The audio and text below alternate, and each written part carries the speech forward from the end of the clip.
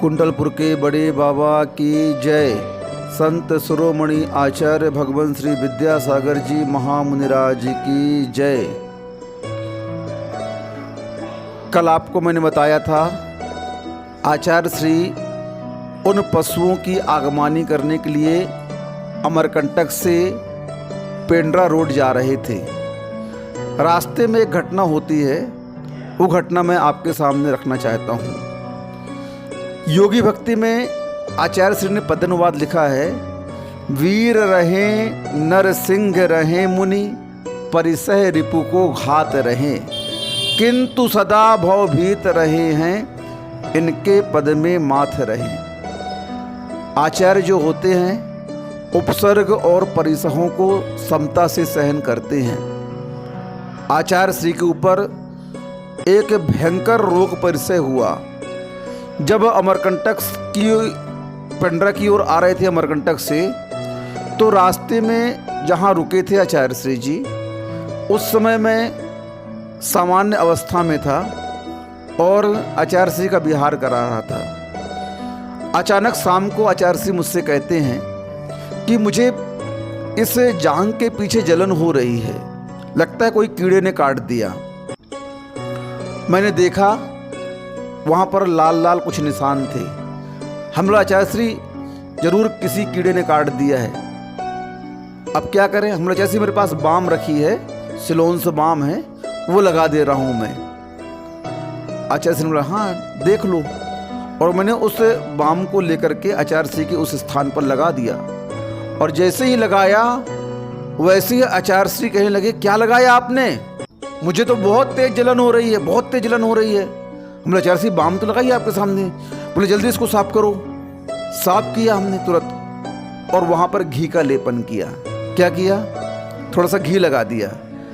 अब सुबह हुई, बड़ी मुश्किल से रात कटी आचार्य श्री की, नींद नहीं आई उनको। सुबह देखा वो निशान बढ़ गया था लाल लाल। आचार्य श्री की पीड़ा बढ़ गई। धीरे धीरे आचार्य श्री पेंड्रा रोड पहुँच गए। वहाँ पर ट्रेन आ गई, जैसा कल हमने बताया था। अब पेंड्रा रोड से स्टेशन से 8 किलोमीटर दूर पेंड्रा गांव था।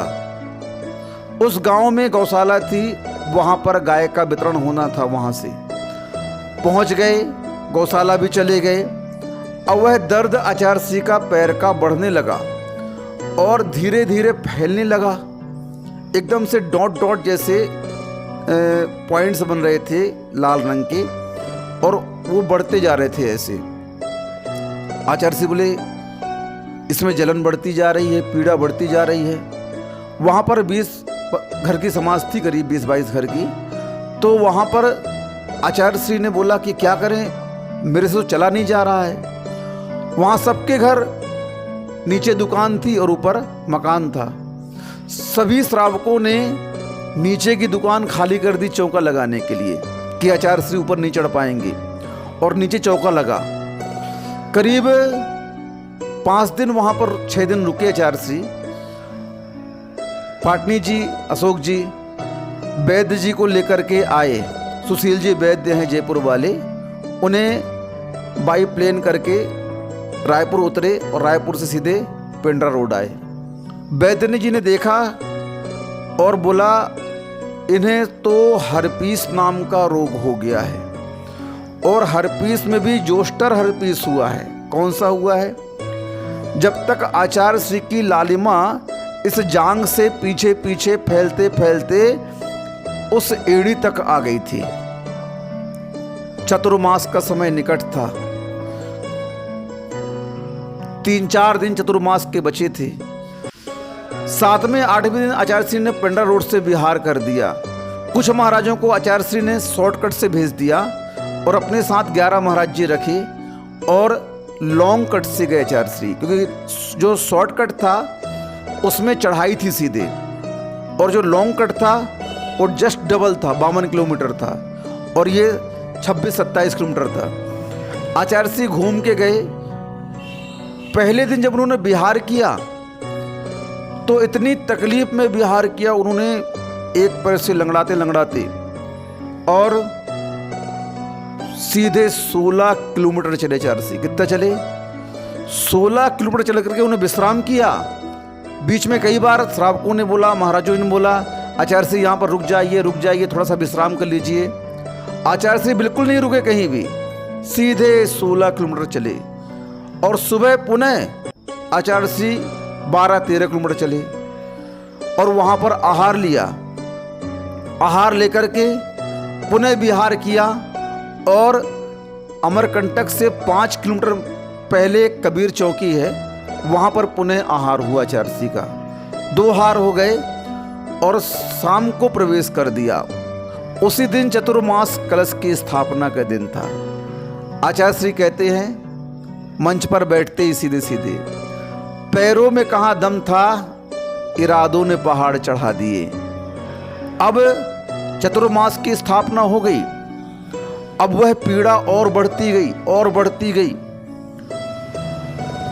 मैं और उस समय ब्रह्मचारी अजय भैया और दीपक भैया वहाँ पर विकलांग केंद्र चला रहे थे, जिसमें से अजय भैया तो निस्वार सागर महाराज जी बन चुके हैं और मैं भी महाराज बन गया, और दीपक भैया भी ब्रह्मचारी हैं अमरकंटक में, वो क्षेत्र को देखते हैं। हम तीनों मिलकर के आचार्य श्री की भैयावत्ती करते थे।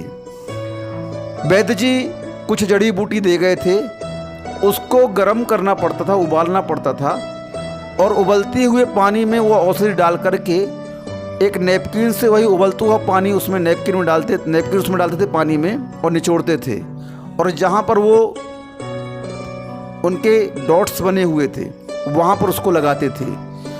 जब 1 घंटा आचार्य श्री की इतनी तेज गर्म पानी से सिकाई करते थे, तब आचार्य श्री जी को आधे घंटे आराम मिलता था और पुनः वही वेदना शुरू हो जाती थी। एक दिन शाम को भक्ति के बाद मैं बैठा हुआ था और कोई महाराज जी नहीं थे। अमरकंटक की बात है, मैं सामान्य अवस्था में था, 2000 की बात है सर। मैंने आचार्य श्री से बोला, आचार्य श्री बहुत दर्द होता है इसमें क्या? मेरा नाम लेकर बोलते हैं, क्या बताऊं मैं कितना दर्द होता है, सुनो कितना दर्द होता है इसमें। बोले जैसे एक फोला होता है जलने पर, उस फोले को फोड़ दो और उसमें नमक मिर्च डाल दो, तो उसके करने से जितनी जलन होती है ना, उतनी जलन तो मुझे हवा लगने से होती है मात्र। किससे होती है? और 2 महीने तक आचार्य श्री जी ने इस रोग परिसय को सहा समता पूर्वक। ऐसे सहिष्णु हमारे आचार्य परमेष्ठी हैं, जो अपने जीवन में इन परिसहों और उपसर्गों को सह करके अपने कर्मों की निर्जरा करते हैं। धन्य है ऐसे आचार्य महाराज, और इनका सानिध्य और इनका शिष्य बनने का मुझे सौभाग्य प्राप्त हुआ। इन्हीं भावना से अहिंसा परमो धर्म की जय।